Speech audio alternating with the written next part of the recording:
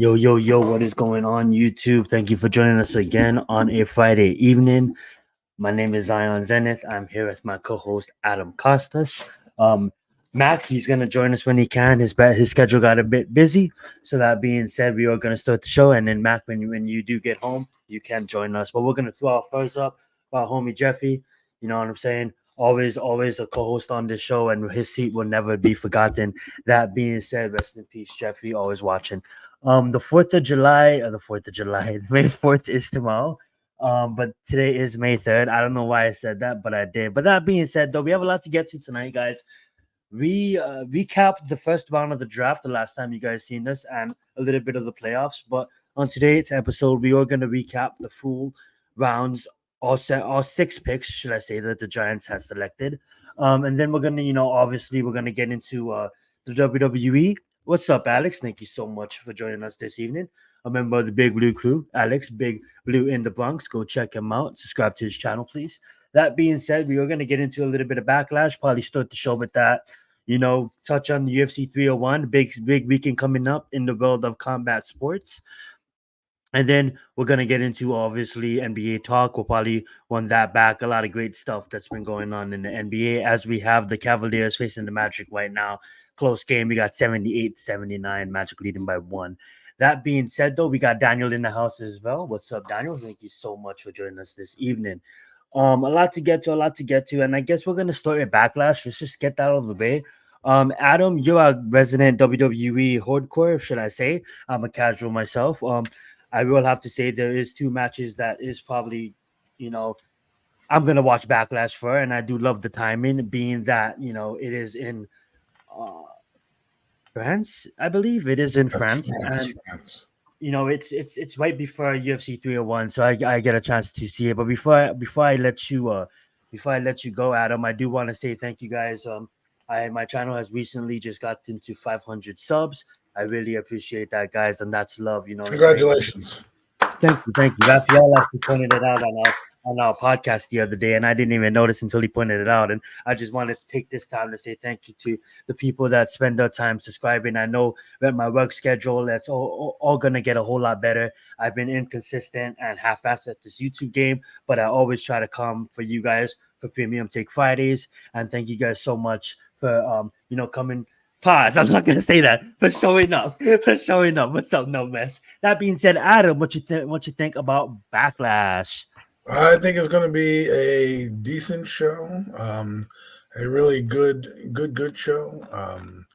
There's some interesting matches. It's going to be. It's funny because it's the post Bloodline era, right? It's the post Bloodline era, and we finally get to see a different champion. Let me get the card up for you right now. I haven't seen SmackDown, but it doesn't really matter at this point. The card is kind of set. Damian Priest versus Jey Uso. I'm interested in this. I like Jey Uso's character right now. I think he's doing a very, very good job. He's like the yes movement with Daniel Bryan. At some point, you got to put the title on the guy. He's starting to also have a bit of a beef with Logan Paul. So if he doesn't win the world title, he might go down that direction with Logan Paul and get the title like that. So they can at least put a title on him. The next match we'll talk about, undisputed Universal Championship match, is Cody Rhodes versus. This list is going from top to bottom, so it doesn't really matter. I'm sure this is not how they're going to play out, but Cody Rhodes versus AJ Styles. I love both these guys. AJ Styles is one of the guys I followed as he went from Ring of Honor to here, the face that runs the place. In 2016 when he came in. It seems like yesterday he was fighting John Cena. He was fighting Undertaker in the Boneyard match, one of the best cinematic matches I've ever seen in my life. And Cody Rhodes, who earned the WWE Championship belt, he deserved it. He probably should have gotten it last year or 2 years ago. Remember, he tore his shoulder, so this is a journey that he's come full circle. And this is a good launch match for him to defend his title against a guy like AJ Styles. I'm sure this won't be the last time they fight, but they're going to put on a good show. This is why you need a guy like Cody Rhodes. He's going to bring the house down. It's not that, Roman Reigns is a bad champion and that Cody Rhodes is not going to be a good champion. It's when you have a marquee matchup and you're fake, like wrestling is. Like I know wrestling is kayfabe. It's not real, right? I get it. I understand it. but the storytelling is what you're watching for.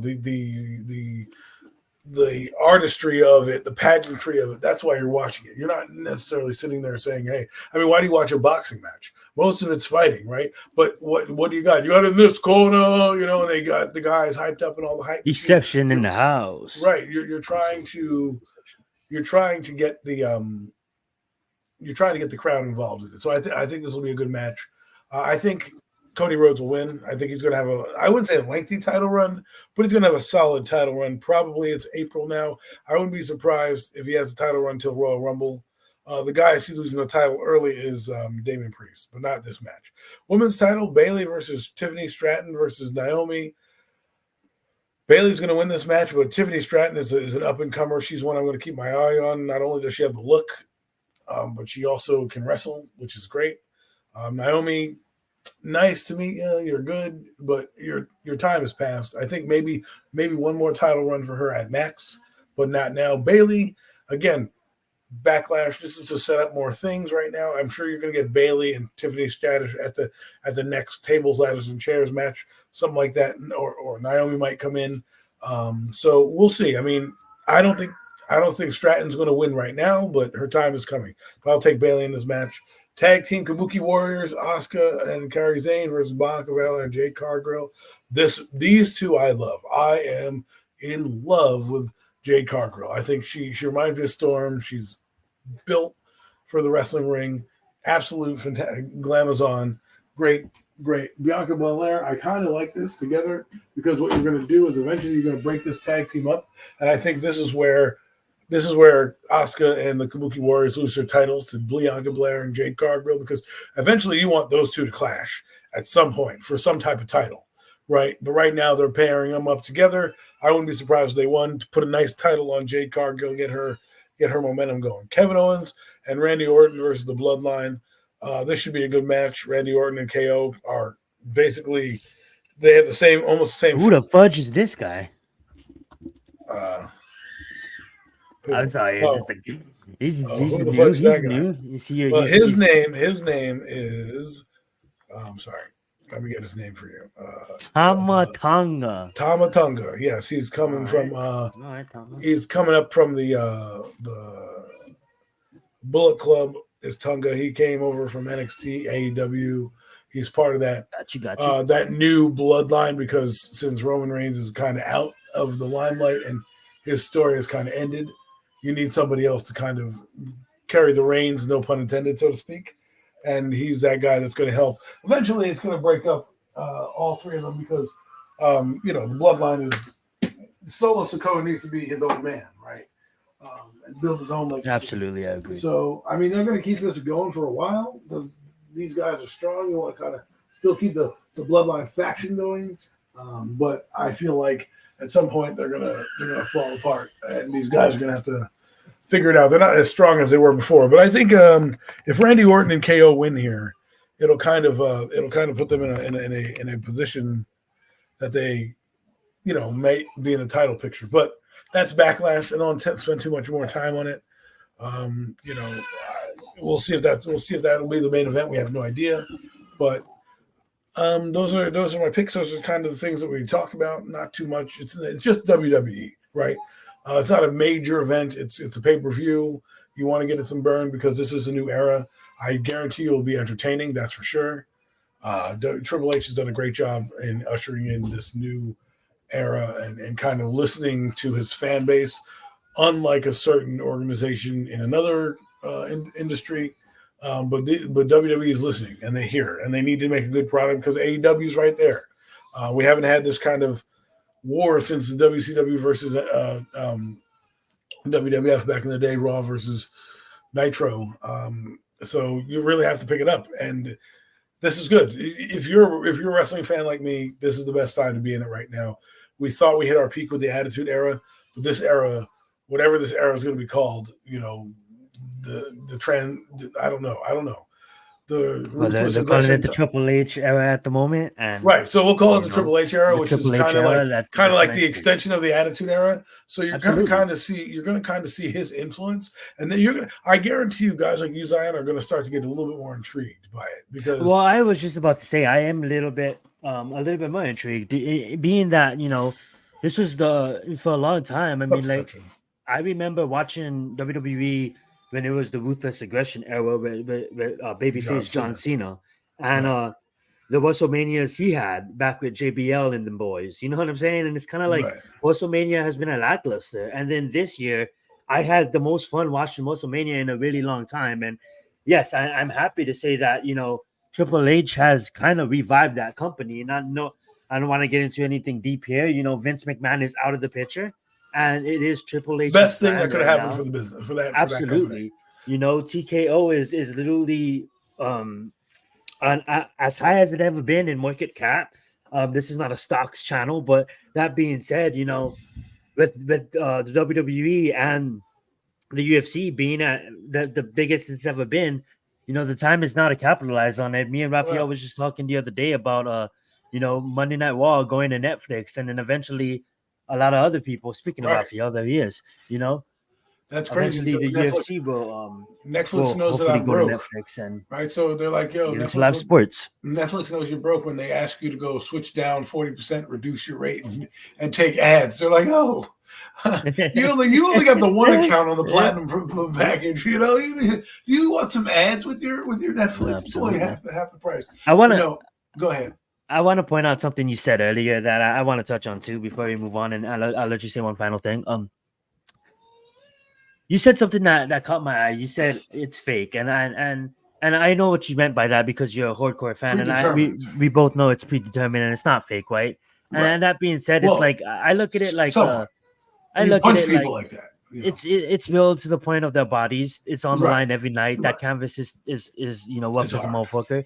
That being said, what also is written and a lot of people enjoy, like Game of Thrones and Star Wars and Harry Potter and Twilight and everything that falls in between. So that being said, like, this is a form of entertainment. If I can go like an artist on what he writes, if I can go like Eminem's version of Slim Shady, then he's not out there killing girls. But I fall in love with that kind of music, right? Or should I say like a Tech Nine, a Technina, or something like that, or Immortal Technique? Then at the end of the day, it's an art form, right? It's just a program. It's a form of entertainment, absolutely, and it's a win for the WWE to be able to branch out now more internationally. I remember growing up and everything was just in house. Now you see them in other countries. You see them in Saudi Arabia. You see them go to Perth, Australia. You see them in France. You see them start to take over the globe like they already have. You know what I'm saying? But the introduction, I'll let you go. The interesting part that you bring up here is that they want to be global. They've become global. Mm-hmm. I think the problem was their product became stagnant. And the thing here is this, right? People get upset when they find out how the sausage is made, right? And for me, when I was a kid, funny story, my mom's boyfriend at the time, I'll never forget the story. We were watching wrestling on Sunday. And he goes, "Why are you watching? It's so fake." I'm like, "What are you talking about?" And I'm all excited, Hulk Hogan throwing people over the ring. And he's like, "Well, why are they punching and stomping their foot at the same time?" And I'm like, "Nobody punches and stomps their foot." And I'm like, "Oh." And I'm like, and he's like showing me like the motion. And I'm like, oh. And so he kind of ruined the programming for me right then and there. And you kind of just got the magic about it. And it's like, I look at it any other programming. You don't have to watch it. If you're sitting there watching a reality TV show like Netflix, they have Is It Cake, right? That show's a show. No one knows who the winner is. They do. You're waiting to the end to find out. But at the end of the day, they're making cakes, right? So it's a program that you're watching that happens to be a competition. This is a competition played out and live in front of you, that they can go off script, that guys and gals can actually get hurt. They interact with the audience. I mean, the NFL doesn't interact with you unless your player dances in the end zone. But they don't really care at that point, right? You ever been in an NFL game? It's all highs and lows. The WWE is interactive the entire way through. It's like going to see a circus or something. You know what I mean? There's constantly motion. And like if you went to go see Hamlet, right? And you go see a Broadway play, that's predetermined. There's an outcome. There's an end. You don't know what's happening, right? You go to watch it for the performance, right? That's why they're called superstars. Exactly. So I don't want to take that away from people, because I think that's where it gets lost. People are, oh, you're a dork. I'm like, yeah, I watch Star Wars. Okay, great. That's predetermined. There's nobody in space right now. Well, there might be, but that's what it was. May the fourth be with you. Thank you, Yes. Adam, for reminding me. I don't know why I said that at the beginning of the show, and continue. Right. So my point is Star Wars is what it is, and you know the storyline. You read the comic books. I mean, like it's fiction. Shout out to superhero movies and Marvel. Right. Oh, Spider-Man. When's the last time I see Spider-Man climb up a damn building? Okay? Like I'm just saying. Like when we're talking about, oh, it's fake, bro. You're so weird. You're watching fake. Yeah. Okay. Did you watch the last Marvel movie? Yeah. Guess what? There's no Wolverine or Deadpool running around. All right. I love it. Give me a break. There's no Batman swooping in and saving your worry. But there's Batman. People like, give me a break. Oh, that show that you watch on TV? Yeah, sure. You want to watch the NBA? That's real. It's a live sport. I'm not taking anything away from that. I love live sports. Absolutely. But this is live entertainment. This is called theater. It's called sports entertainment. That's what it is. 86 to 84 right now. Cavaliers over the Magic. As we move on, and I would want to touch on this real fast, that the storyline that is being written for Jey Uso, main event, give him the title. I would love to see him leave Backlash with that strap. That being not said, yet. Probably like SummerSlam. SummerSlam. You gotta let Damian Priest kind of cook a little bit with the title a little bit. That is true.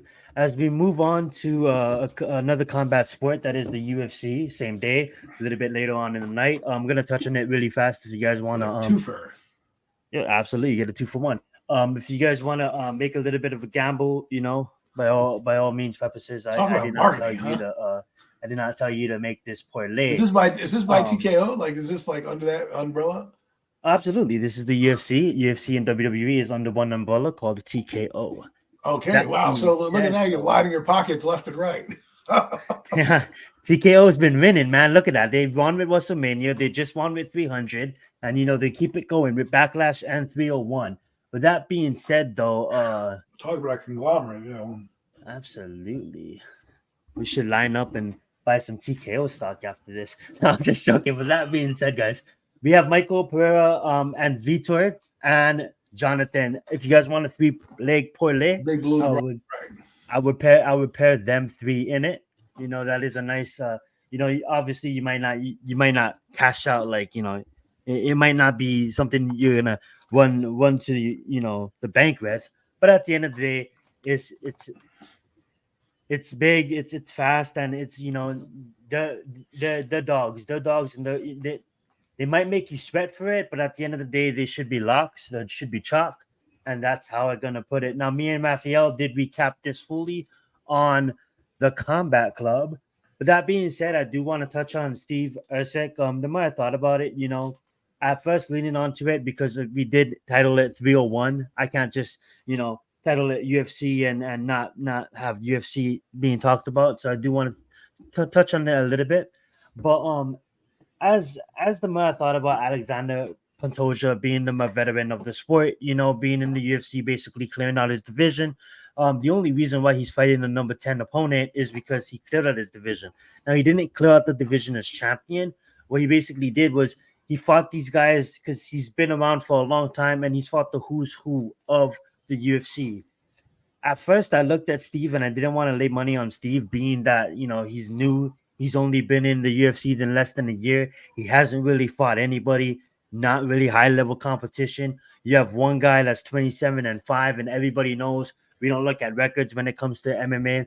MMA math is stupid. MMA math can lie.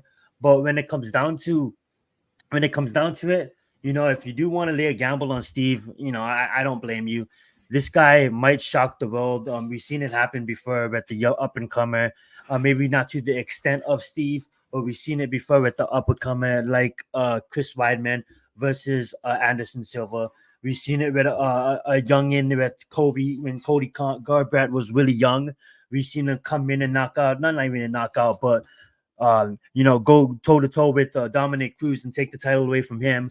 So, I know this guy is young. I know this guy has only been in the UFC for a short amount of time, but he's willing to put Perth, Australia on the map and be the third champion from Australia to bring a title back there.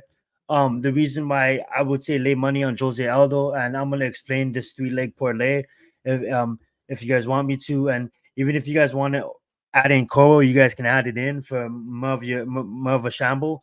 But let me just explain this 3-leg parlay. Jonathan, he's been streaking as of late. This guy is a dog. He's been promoted right in a sense of they're feeding him to fighters his level, and there's not really feeding him to anybody that succeeds his skill level. And now they're gonna feed him to an ex-champion in Jose Aldo. What he needs to do is he needs to come in here and needs to take advantage of Jose Aldo. Jose Aldo has proven he's one of the best featherweights to ever do it. Now he's moving up to bantamweight. He had a pretty good run at bantamweight. Facing top 10 competition, but when he faced top 5 competition, he did lose. Now he's coming back off of that loss, still trying to claim his place in the bantamweight division. I think this is the most you're gonna sweat on this parlay. But if you want to do lay money on Jonathan, I would. Jose Aldo, he is game, but I say Jonathan's gonna capitalize here. Anthony Smith, he's just washed, he just aged, guys. He's just taking a lot of losses as of late. And to be honest, like he's really not in the best shape. Like if he was to move his head more, and if he was to like actually get out of the way, maybe he wouldn't have take as much damage, and he wouldn't scare me as much as he does. But being that like he just basically leaves his head there, I'm gonna lay money on Vitor. He's looking to come out, have a big night. This guy is undefeated. He has several knockouts on his record. Like I said, the promotion, like they did but Jonathan, the promotion is doing him right as well, just having a big win over Tyson Pedro. That being said, Vitor, this fight is easy to leave money on Vitor. But you can never count on a veteran in Anthony. He's been there, he's seen it all, over 50 fights. That being said, we got a Bounty commercial. Shout out to Bounty. And then we got Michael Pereira. This guy's shrieking. He's ready to take it to the next level and fight for a championship soon. And I think this is a perfect feed. Like feed him to Peralta. Now Peralta can easily knock him out, but hopefully Michael can get it done. 8-2 in the UFC. We got 2-3 in the UFC. I know MMA records can lie, but he has Pereira just has 4 better experience. So if you want to lock it in, Pereira, Vitor, Jonathan, that's gonna do it for the 301 predictions, guys.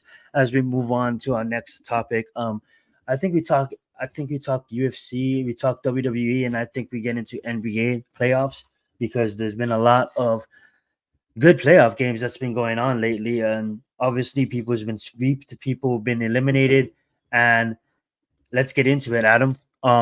Let's open the mic back up. I'm gonna let you get in on it, and then, guys, we were gonna get into the Giants talk. We're gonna get into our draft picks. We're gonna end the stream with probably draft talk and stuff like that.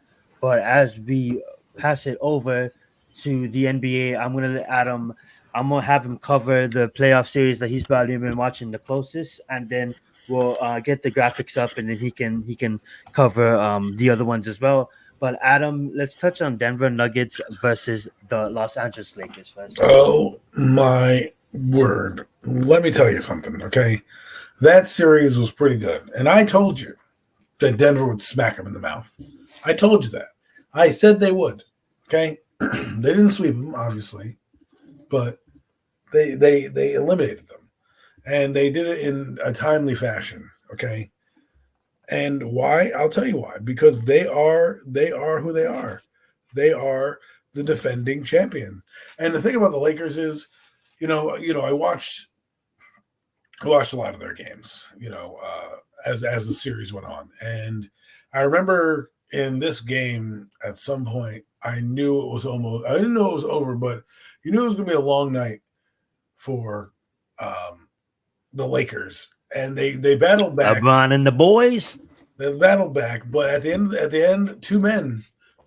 And by the way, that Murray guy, if we're talking about Brunson being good, and we'll get to him in a minute because apologize, he's not in the thumbnail. It's just that OKC swept, and I have to give respect to the MVP. The reigning that I believe, but continue, Adam.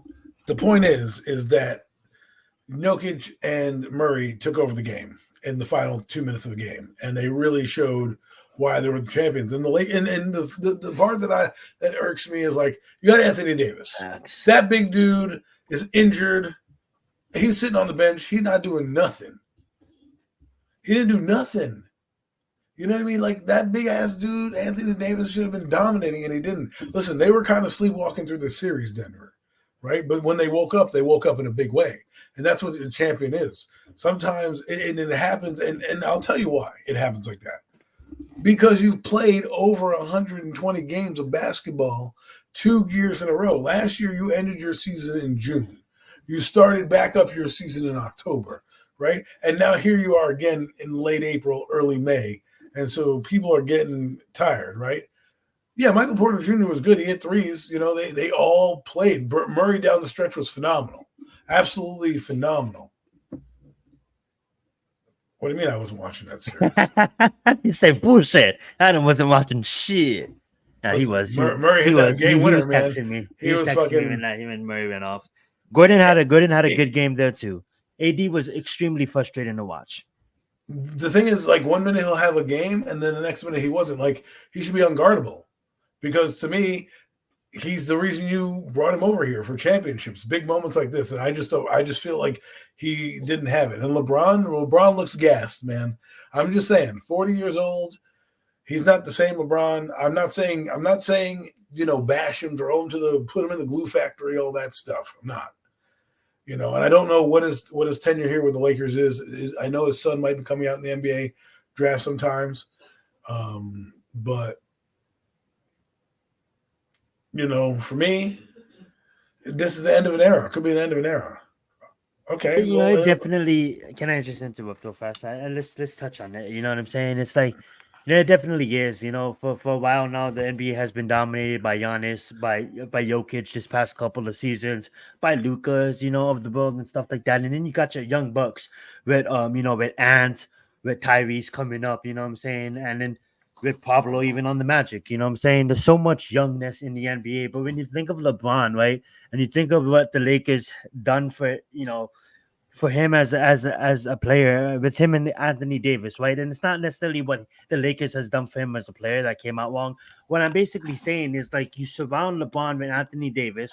They win a title in the bubble, obviously, against the Heat. So I remember that game. And obviously, a lot of the NBA diehards don't even count that because it was in the bubble. But that being said, you know, that was the year that Kobe did pass. So shout out the GOAT Kobe. But when you really think about it, like, you have all these other players like a Brandon Ingram, like a Kyle Kuzma, that, you know, you ship off, they go and succeed elsewhere, and then, you know, LeBron and Anthony Davis is left to try to compete with these teams that is just built through the draft. Teams like Denver Nuggets, teams like OKC. If you go look at the roster, they're not rosters that they're not teams that chase superstars. They're teams that draft and develop superstars. Teams like, and you can even count the Miami Heat in there too. Golden State Warriors did that. Golden State. You know, but when you touch on that, continue your point. Yeah. The thing is this: look, I'm not saying he was unguardable. Well, my point being, real fast before you go, is like Anthony Davis and LeBron at his age can't. I don't care who's on the team. Like, I get it. Austin Reeves can ball. I get it. You know what I'm saying? Rui can come in, but at the end of the day, it's not the same. Like, LeBron at his age and Anthony Davis can't carry a team. Well, no, Anthony Davis should be carrying the team. He absolutely should. But when you have a I wouldn't say ego. I want to say ego, but when you have a statue like LeBron James, like, the ball goes through him. You know what I'm saying? Well, at the end of the day, the role players kind of didn't help out, right? The guys need to hit big shots when they needed. But what I'm saying is, like, Anthony Davis, to me, I just, maybe we're watching two different games. He dominated on the boards and got rebounds and kept them in the game like that. But to me, this guy should, you know, you should average 40 a night. You should be averaging what Brunson's averaging. You should be that dominant to the point where LeBron is the secondary player. And, you know, well, you know, it was that's exactly what I'm saying. Like, they don't have a team. Listen, look, they have some players, all right? They're not great, but they're good enough at their role to do what they need to do. Austin Reeves, you know, there are games where he's streaky and he can light up the boards. I'm not saying he's your guy, but, you know, you're telling me Michael Porter Jr. is that much of a step up? They play defense. They're a well-rounded ball club. That's the difference. You know why you lost? Is because you had a team. You had better team play them, right? Because if you look at Jokic and Murray, right, those are 2 versus 2. That cancels out What is LeBron Russell and doing? What is Russell doing exactly? I'm sorry, Adam. yeah, right. You know what I'm saying? Like these are things that happen, and Absolutely. you know, this is why you play the champions. You gave them your best shot. They were in it. They fought. There were times the Lakers could have easily put the throat down. They didn't have the killer instinct, and you know, they let it slip away. There's one game where I think it was game 2, where they basically had like a 20-point lead, evaporate, and they lost by 2 points.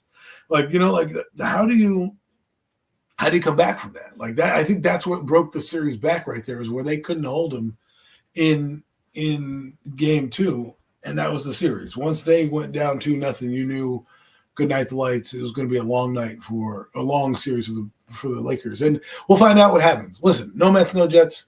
I don't have all night to watch the games. I watch them the way I watch them. I chimed in a few games here, a few games there. I'm sorry if we see it differently, but that's just no. I would say this. I mean, like, you know, honestly, you know, two players can't compete when you have. Murray was great. He was injured, and he still outplayed the other side. But here's the thing. Like, that's what I was gonna touch on. Like, two players can't compete when you have like Nomad said, you have a lot of players that didn't show up.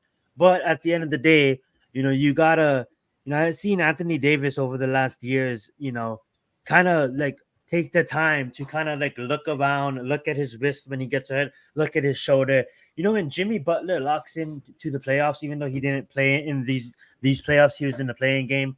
Jimmy Butler locks in, like fucking swollen knee, fucking dislocated, like whatever. He's gonna lock in. He's gonna give it his all until his whistle, until the last whistle. Like, yeah, in the regular season, yeah, okay, he's not gonna give it his all. But when it comes down to the playoffs, you know that Jimmy Butler is gonna give it his all. You know what I'm saying? Let me ask you a question. When you have a player like Anthony Davis, and the same can be said for Taysom. You know, even though Taysom had a pretty good series against us, when you have players like Taysom and Anthony Davis, you know, they can literally be mentioned in the categories of your Lucas and your Giannis's of the world. But the reason why they're not is because I honestly, this is my personal opinion, is like they take too much time off. Like you know, when Taysom locks in, he locks in for 1 quarter, and then the next quarter he's off. Like he's imagining, like what are you doing? You know what I'm saying? I need you to lock in anytime you set foot on the court.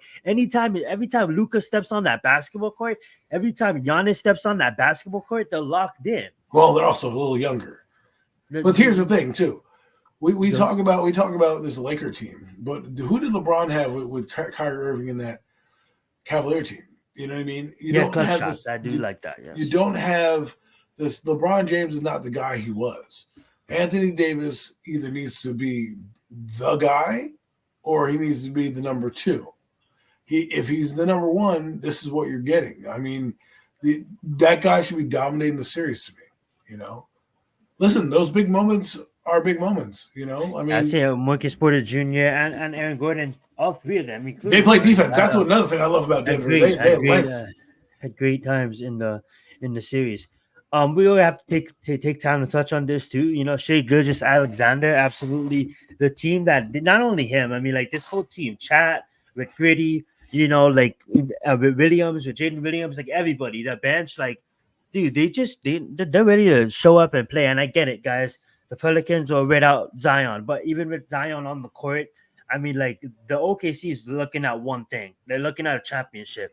They're looking at 2 teams, either Boston or either the Denver Nuggets. But to be honest with you guys, like OKC, you don't think New York? No, I don't.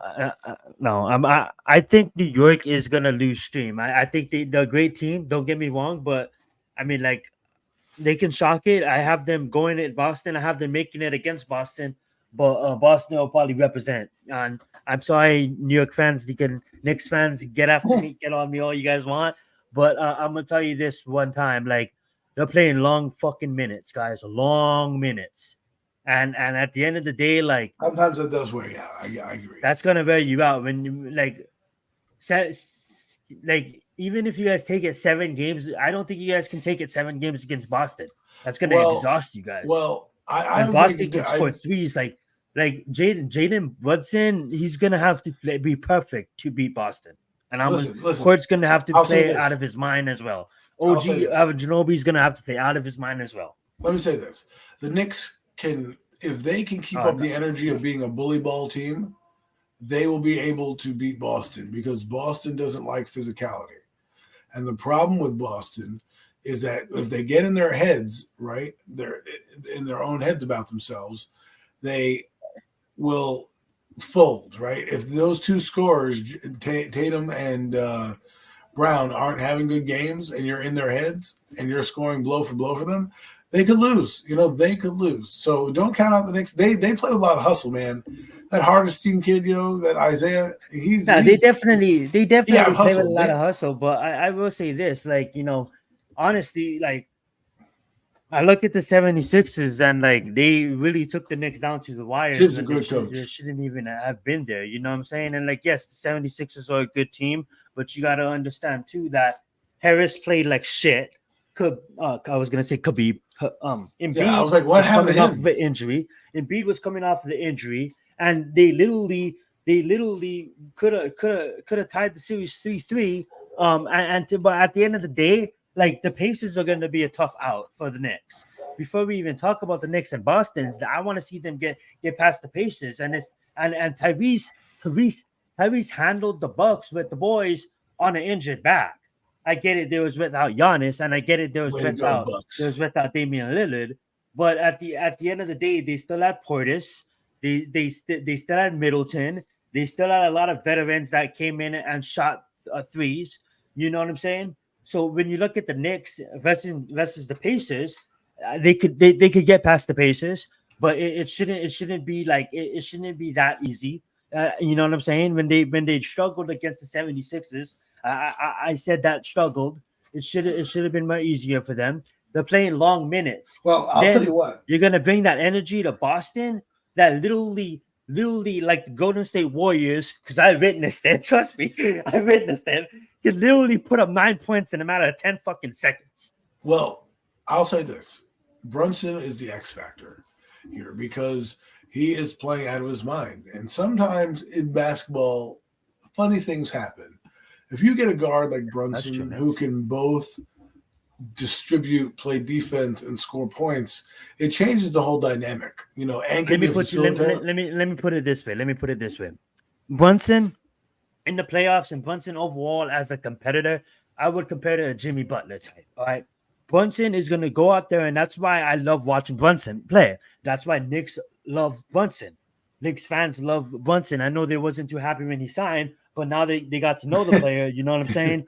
They absolutely love it. Take some time, that's all, It takes some time. But here, let me put it this way.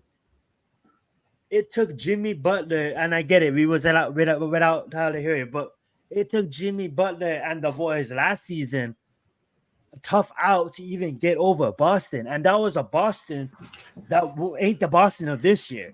You know what I'm saying? So you think Boston's better? Boston's way better this year. Way better than last year. With Derek White knocked down fucking shots. Porzingis is gonna be back by the time the finals come back. You got Drew Holiday. So that is 3 players that just improves this team right off the bat. You know what I'm saying? Not even speaking of their bench. And then I seen Brown in the series against Miami Heat. Basically be average. And it doesn't even fucking matter, bro. Because they're still leading by 15, bro.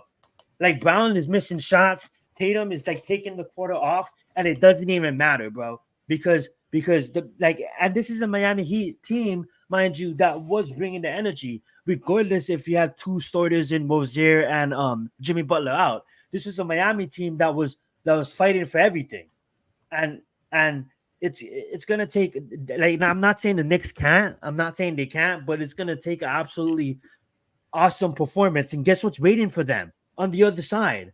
The Nuggets or the Thunder. I mean, fuck, you know what I'm saying? That's tough. That is tough. That's gonna be fun to watch, though. As we talk about anything else you want to talk about, I will say this: the Thunder, the Nuggets. I won't count out the Timberwolves, but It's gonna really come down to Ant being the X factor in this. The Timberwolves basically have a roster to compete with any team, but does the chemistry, like we just got done talking about, the chemistry of the Nuggets come back and hunt teams, young teams like the Thunder? You know what I'm saying? They're still young. Yes, it's built. You know what I'm saying? It's built right. It's built to the draft, but they're still young. I'll let you go, Adam. The one funny nugget: the New York Knicks and the New York Rangers both advance in the second round, so good for them. The Rangers we'll talk about in a second.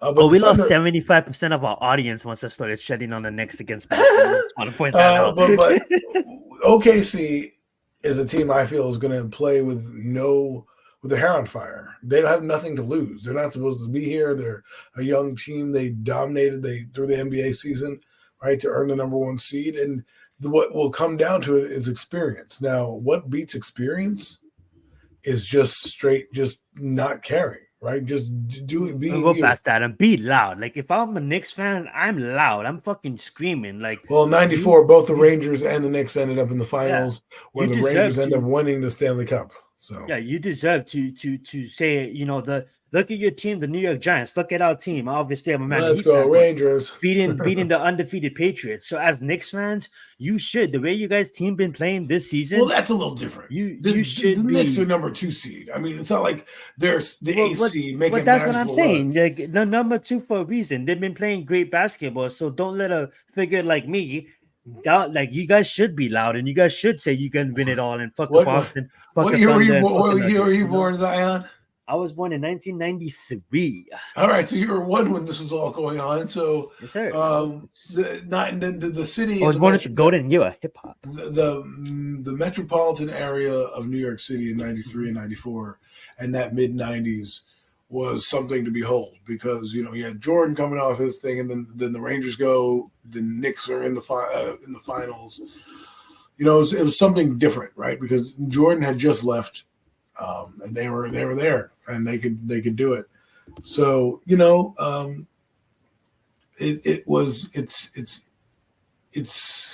one of those things as a kid you'll never forget because the city was ablaze, was a buzz of just hope and vitriol and happiness.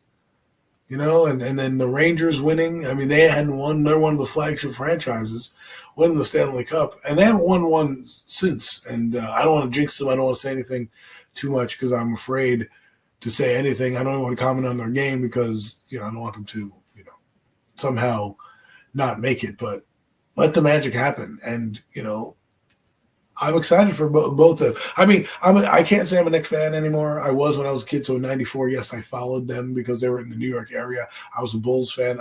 Obviously, most people know why. Scotty was good. Because of Scotty was good. Scotty was good. No, Scotty was good.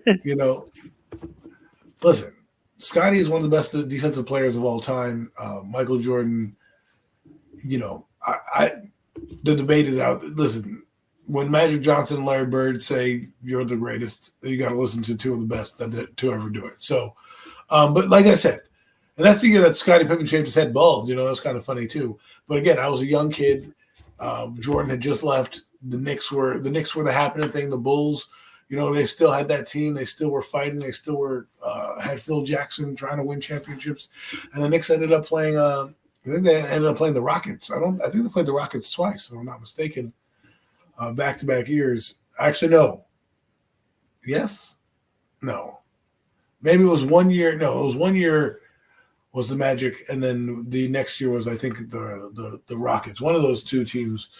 The Rockets went back-to-back. That's all I know in that era. And the Knicks played the Rockets at one point for the finals title. And they lost. But they still made it there. You know what I'm saying? And, this will be a title that, if they get there, that we haven't seen since 1998 when they lost to the San Antonio Spurs, which is sad. They had Sprewell. They had a good team. They had a good team then. They had Marcus Camby. They had Sprewell. They had Allen Houston. You know what I mean? They had a lot of good players in that 98 team. And Latrell Sprewell was kind of fun because he one of the top. But we're talking about the Rangers and the Knicks. They were both together in '94. So let's hope that those two teams end up in the finals. We'll see. And Stokes decided to go cold in Game 7. Oh my God. Unforgivable. We had LJ. LJ, that 4-point play, Big Mama, Grandmama was he was great. He was great. That's what I'm saying. New York when New York wins and you have legends, you remember guys like Grandmama, right? Charles Oakley, guys like that.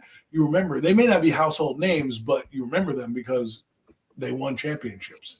And into Tim Duncan, damn. Yeah, that was the year they had Tim Duncan and David Robinson, the Twin Towers. The great fundamental. I was just really young. I just remember turning on the TV and seeing this little guy named Allen Iverson running all over the place and said, "Yep, I'm gonna be a fan of that guy." Oh my God, that play was epic. That play was epic. And then he puts up the LJ sign. Like moments like that. And I think Mike Breen even was like, bang! So when Mike Breen makes a call,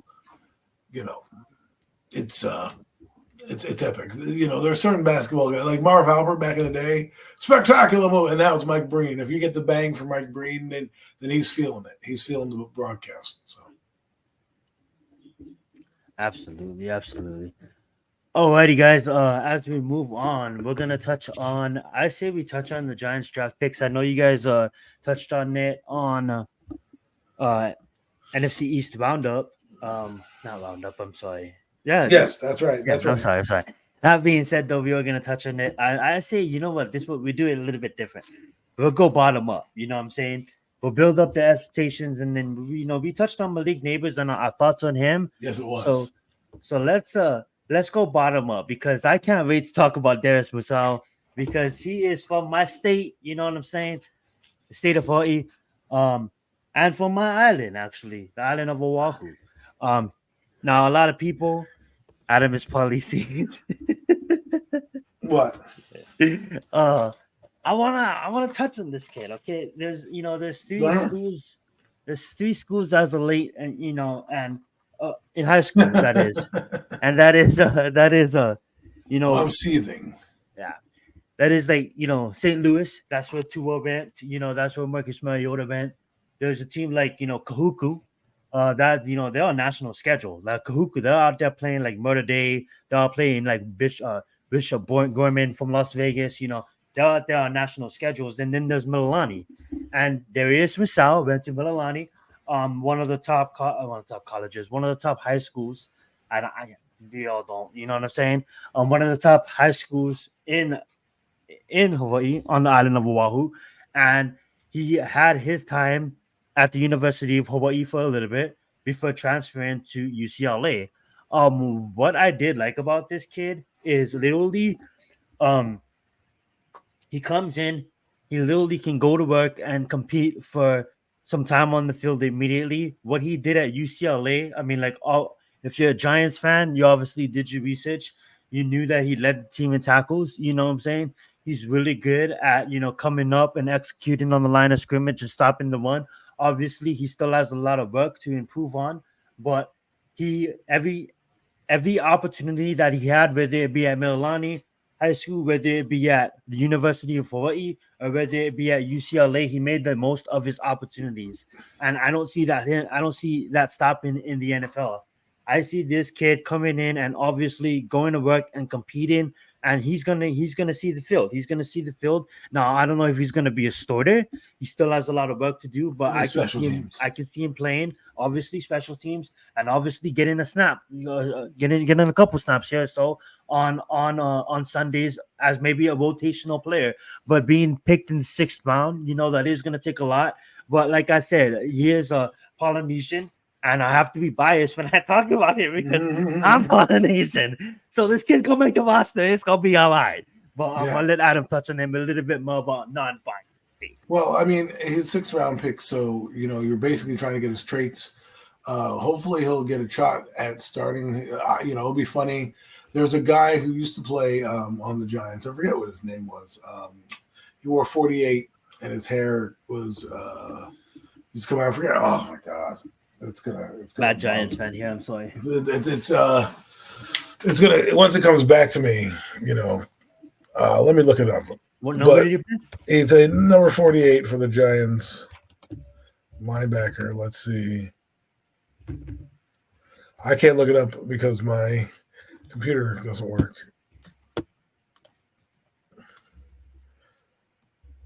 Let's keep on talking. I'll look it up for you. Yeah. So, anyways, I think he'll be a sixth round pick. Usually is not. How should I put this? He doesn't make the team. He's going to be in special teams. I'm hoping he's making the team, but we'll see. I forget what his name was. I say he's I say he's making the team. Yeah, I mean, he's going to replace Cam. He's going to replace Cam Newton. I mean, Cam Newton. Cam Brown. Cam Brown. Those guys, nothing. I talk in my crazy. The latest street reactions and I love those reactions. I definitely will. I love these guys getting crazy. I love, what happened last year? I loved last year. They're talking so much shit about Butler and then what happened. But we're eliminated, so you guys go and you guys please take out Boston that took out us. But you know what I'm saying? I love those street guys because New York Knicks fans get absolutely crazy. As we move on here. All right, this next guy, we have Tyrone Tracy Jr., running back out of Wanyunga. That's his name. His name was Wanyunga. There you go. 2 hours later, but it's still counts. Oh no, I'm just joking. But that being said, Tracy Jr. I see him as like a switch Army knife here. You know what I'm saying? This guy's gonna probably be our main returner. He is a running back that has played wide receiver in the past. This literally is gonna come in, and this guy, what I heard a lot from this guy is this guy has a lot of yak capability, right? He's got some juice. You got some juice on him, right? So if you think about the theme of it, we have yak on this team now. We got Malik Nabers that can produce yak. We got Tyrone Tracy that can produce yak. We got Jalen Hyatt that can produce yak. Robinson. Point being, we don't have a quarterback to throw in the football. No. That's the time for another day. You have a quarterback that can throw a 5-yard pass. That's what I'm saying. So what you're doing is you're getting guys who can break tackles after 5 yards. Absolutely. To help your 5 play yard to Daniel Jones' pass. strengths. Right, 5-yard passes. If it doesn't work out, it's going to be a long season. Daniel Jones not going to carve you up over the middle, but you're getting guys to kind of help you out in the screen game, like Bo Nix did. Oh, yes, I'm always going to move on already. But do you want to touch on Tyrone Tracy Jr.? I think he's going to be a guy who's going to be a special teams player. He's going to be probably. I want him to. He might be running back too. Who knows? I mean, they still have Eric Gray. He is definitely going to be return man. But he'll definitely get some return snaps. I think what he does is he adds an element that we haven't had with a pass catching back out of the backfield, which I think the Giants are going to go more of a committee. Based run thing because Devin Singletary is good. He's a bruiser kind of back. To me, he's not a speed back. He's more of a downhill runner, kind of over 1,000 yards from scrimmage, all purpose over the past 3 seasons. Well, that's not that much when you think that he has 800 yards rushing, and then he has like 200 yards. Yeah, I mean, but Barkley gets like 1,800 yards from scrimmage. So, talk about the ops like that. I mean, I'm talking about here. I'm just saying. All I'm saying is Devin Singletary allows you to run downhill, do some things. Absolutely. Porter allows you to have a third down back, which we haven't really had here. A guy that can be an outlet for your quarterback. It's not this. It's. Let's just say to this, right? Eli Manning, what we used to call him before Daniel Jones came here was check down Charlie, right? Because he would check down to the running back. This is what you're going to see with Daniel Jones, right? Check down Charlie, because he's going to want to play it safe. So a guy like Tracy allows you to do that and allows you to, utilize him in a different way that we haven't had. And we think about Saquon Barkley, but we never can use him as a pass catcher. This guy actually has receiving skills that we can utilize. And if we had a competent quarterback, I would be like, let's be excited about this, but we don't. But that's a story for another day. Oh, good job, Adam. Good job. Let's get into Theo Johnson, the tight end this out pick. of Penn State. I absolutely love this pick as well.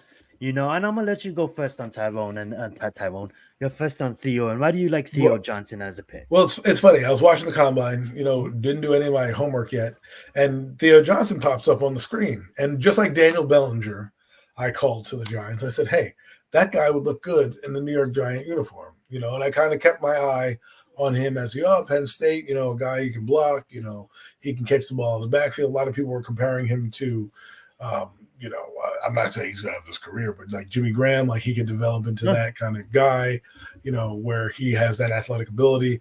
I'm going to hold off on calling him Jimmy Graham, but I understand being 6'5". But what I love about him is he blocks, and he has some ability to go down the seam. And the thing that is missing in this, I'll tell you what's missing in this offense. And it can either be schematic or it can be because the quarterback stinks, right? We don't have back shoulder fades, we don't have jump balls, and we don't have seam passes down the road. Now, don't get me wrong, Theo's no Waller, so he's not going to threaten much. But when you have a good team, you look at Eli Manning, tight end saved him, Kevin Boss, and he also made some tight ends, and Kevin and Larry Donnell and Kevin Boss and Travis Beckham. He also had Shockey here. He had a lot of guys too, and that quarterback needs a tight end. We haven't had a good one in a while. Bellinger's been in and out with injury. Waller's MIA, right? Theo, I'm not expecting a 4th round pick to come in and, go gangbusters, but, have a touchdown, get some plays. I really depends on how the quarterback plays, really, to be honest with you. It really just comes down to Daniel Jones. Yeah. We have a lot of weapons that could really develop, and part of the development is your quarterback getting you the ball, because otherwise you're just running cardio out there. And that's what we kind of hope. You know what I'm saying? Like, let's just be positive for a little bit. You know what I'm saying? And just play the game, right? Let's play the game that Theo Johnson comes in, Malik Nabers comes in, Tyrone Tracy comes in, and literally, comes in and really helps this offense. Okay, you have an offensive line with the new additions that come in with, I think, an offensive line coach that is really going to get these kids playing on a high level, a pretty good level for the National Football League. Okay, so say DJ does take the time to block, and I want to get excited. I want to get excited. He needs that like Baker Mayfield numbers. Yeah, like all these Giant fans, right? They're telling, I see some Giants fans taking majority of their time, like not even like looking at the future of they got the receiver. Like the receiver is in the bag. You know what I'm saying? And at the end of the day, they're still letting these Giant fans on Twitter rent space in their mind. Like, why? Like, at the end of the day, you guys got the running back. You guys got the running back, like with Tyrone. You guys got the wide receiver of the future. You guys got the tight end of the future. You guys got all the weapons, right? What didn't get addressed? The offensive line. What didn't get addressed? The quarterback. At the end of the day, I want to be happy. I want to root for this team. But all I know is we're one injury away from just having a nightmarish season. Like, I'm comfortable with our defense. Like, I actually can say that. Tyler Nubin, I know I'm jumping ahead. Tyler Nubin, I love the addition. Drew Phillips, that addition has grew on me. You know what I'm saying? With the addition of Brian Burns and what our D-line is going to offer, what our young secondary can offer. I do love that. I love our addition on defense. I honestly think that our defense can keep us in the games. But when you look at our offense, say everybody does stay healthy, this offense still is not a threat like other offenses around the league. You know what I'm saying? So when Caleb Williams and the Bears and the Vikings and who went to the Vikings again? McCoy. Yeah, JJ. That being said, I can see JJ and the Bears both taking the Vikings and the Bears with Caleb taking them to the playoffs. You know what I'm saying? And I want to see Daniel Jones, now that he has his fucking receiver, right? I want to see Daniel Jones take this team to the playoffs. I don't really want to see Daniel Jones anymore on the field. I don't. But the way everybody's talking, right? When the season's over, Daniel Jones better have as a 6-year quarterback with the offensive line with fucking ribbons. He better have Baker Mayfield numbers. Better have good numbers, Baker Mayfield's numbers, and he better take this team someplace. Because at the end of the day, don't give me the excuse that at the end of the season, when Daniel Jones didn't make it fucking all of 17 games, when he only played 9 fucking games, and then Drew Lock had to come in, start the season, sit on the bench, let Daniel Jones play around for a little bit. Daniel Jones is probably going to get hurt. Drew Lock's going to come in and finish the fucking season. Malik Nabers is going to be a household name because he's a dog. He's going to get his no matter what. We're going to be fishing for a quarterback, and then you're going to have J.J. McCourtney with the Vikings in the playoffs. You're going to have Caleb Williams with the Bears in the playoffs. You're going to have all these teams like that is a whole lot tougher, like the Philadelphia Eagles, like who they draft, like the Cowboys that kept in home players that's still better than us. Washington that we're easily probably not going to sweep this year. Like everybody's so excited about the players that we got in. Like the amount of pressure that we're putting on these rookies is unbelievable. It's unbelievable. At the end of the day, it's not that I'm knocking Daniel Jones.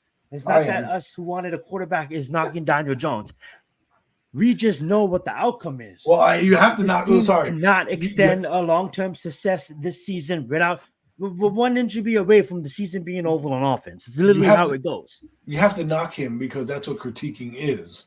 And when you can clearly see a problem with what the operation happening, it doesn't make sense. I mean, we'll go to Tyler Newman real quick and we'll get to Nabers so we can kind of inflate what we're talking about here. Newman, I think, is a good pick. You trade him for McKinney, who's a solid safety, rangy, best safety on the board. Do I think they should have went safety? Who knows? We'll see if it pans out for them. Good job. Malik Nabers, absolute dog. Love his personality. He doesn't obviously like his quarterback right now because he can't even pronounce the guy's name. He didn't look too happy being on the Giants. I don't want to read body language or read too much into it, even though I did. But body language does mean a lot. And it does show me a lot when you're not even smiling ear to ear, no matter what. There's been guys who have come in and just love them, right? And then you had Joe Shane carry their bags like bitches, like trying to get this kid in. Anyways, Malik Nabers, right? The over under is like 850 yards, right? For Vegas, that's what it was. I thought I was shocked when I heard that. But anything less than 1,500 yards for me, this kid is like washed because that's how good he's supposed to be. Okay, I need him to have a big year. And I'm going to say this right now to all the people that are running your laps because we got a receiver, because you're right. This team better be in the NFC Championship game. This team better be in the NFC Championship game. No ifs, ands, or buts about it. I don't want to hear any excuses. I don't want to hear anything. Well, they won 8 games. It was a tough schedule. No, sorry. You paid a quarterback $160 million. You doubled down on that quarterback again this season with two neck injuries and a ACL, and you got him a receiver who, by the way, you didn't even like the quarterback because you went up and wanted to trade for his fucking replacement anyways. And then you turn around and say, oh, hey, baby, I didn't mean to, hit on that girl. I really love you, right? That's basically what's happening right now. You'll turn around to Daniel Jones like, hey, don't worry about that. We really love you. So now you got a disgruntled. The locker room obviously doesn't like Daniel Jones. Let's keep it a buck. Okay, Kayvon Thibodeau, the things that you say, you don't say that about your locker room if you like the guy for supporting. You saw their body language when he came onto the field.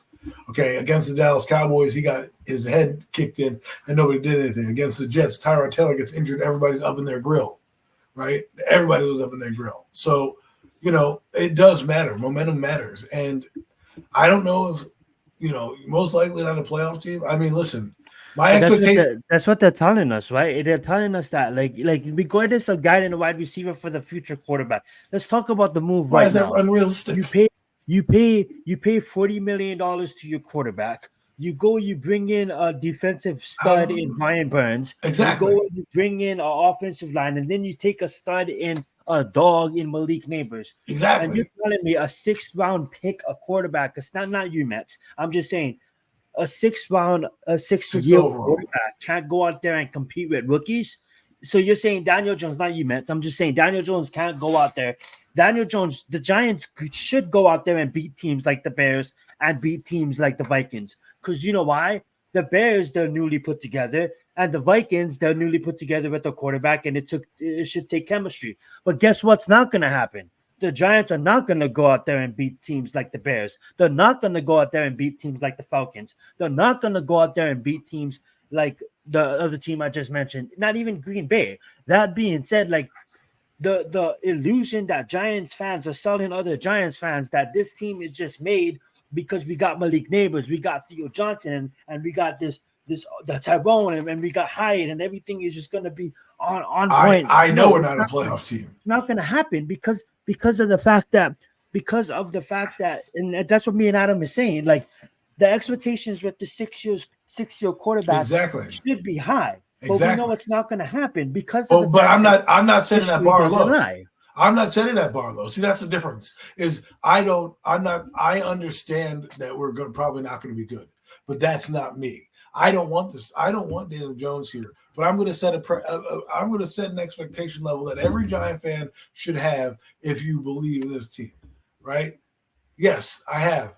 That guy is not going to lead us to double-digit wins. No, that guy can barely lead a line dance. I'll take Drew rapping on the bench, and people may go fast. People may think we're tripping, right? Seriously, you're going to take Drew Lock. You're going to take Drew Lock. You're going to just take Drew Lock over Daniel Jones. Yes, I am. Like, you know why? Yes, I am. Because Drew Lock rode the bench. He rode the bench for a long time. He got swagger. And go watch his videos. He got swagger. Go watch his videos. I'll put my city. He's like singing the song. Yeah. I'm like, let's be real. Let's be real. Doing that. Drew Lock has been proven to be in this league as a backup quarterback and ride the bench for a very long time. Okay, but he was able to learn and develop under quarterbacks. Then also, he wasn't ready to start. But you know what he gives us? He gives us an opportunity that when Geno Smith got the opportunity in Seattle, he didn't want to go back on the bench. Okay? So it's kind of like we know how the story ends with Daniel Jones. We know how that story ends. So at the end of the day, when Drew Lock gets his chance, he's gonna try to make most of the opportunity. Now I get it, people. Week 1. I get it. Yeah, he probably will. I get it, people. That like the Ravens. I want to be wrong. Daniel drops back first pass of the game. Boom, gets crushed, hits his neck. Like it's over. Yeah. I'm just saying. That is true. That's what we're talking about. It's like we're not trying to wish injury on a player. It's a dumb investment. But at the end of the day, it's kind of like everybody's like Daniel Jones hasn't. We never seen Daniel Jones with the ripping. We never seen Daniel Jones with this. We never seen Daniel Jones with that. Okay, here you guys have it. This year, the Giants make it forward in the playoffs with the 6-year quarterback because that's the expectation. NFC Championship game. Yeah, I want to see that. I want to see that. Why can't we be the Lions? I mean, go Daniel Jones, go do it. I mean, I know it's an unrealistic expectation, but my point is this. Why is it an unrealistic? Well, that's what No Met said. But my point is this: as a business, I don't know why you would do. The reason why I'm angry about the quarterback situation is more so the business aspect of the ball game, right? The fact that you're investing in an employee who is subpar at his job and is late. Your mantra is smart, tough, and dependable. That is far from Daniel Jones on the football field. He's not he doesn't make smart decisions. He's not dependable, and he gets injured all the time, so you can't rely on him, right? He is tough. I give him that, but what are we talking about here? Drew Lock, to me, the reason why I would want Drew Lock to start has more to do with, one, he physically doesn't have the same limitations. This game that Brian Dable was trying to win. Right. Well, he doesn't have the same problems Daniel Jones has physically. Okay. He was injured, but not like people don't understand. This is a back injury. Okay. Neck and back injury. Those don't go away. Those don't just clear up. They get worse. Okay. The second thing is Drew Lock has the propensity to throw the ball downfield, which Daniel Jones is not. Daniel Jones, I don't care what people say. He became a safe quarterback. He doesn't like to make the mistake. He doesn't want to lose his job. And with Drew Lock here, I don't think he's going to be that air it out, because if he's going to air it out, he's going to lose his job and everything. Daniel is scared of losing his job. That's what it is. And the thing becomes to me is if he struggles out the gate, let's say he struggles because he's not getting the reps, right? He doesn't get too many reps, but then you thrust him in there week 1, right? Because you're like, oh, you're healthy, Daniel, whatever, you start him. And he comes out and the team struggles to score points and they struggle to win some games. Maybe they're 1-3, 0-4. Do you pull the plug and say, okay, now let's just see what Drew Lock can give us and let's go?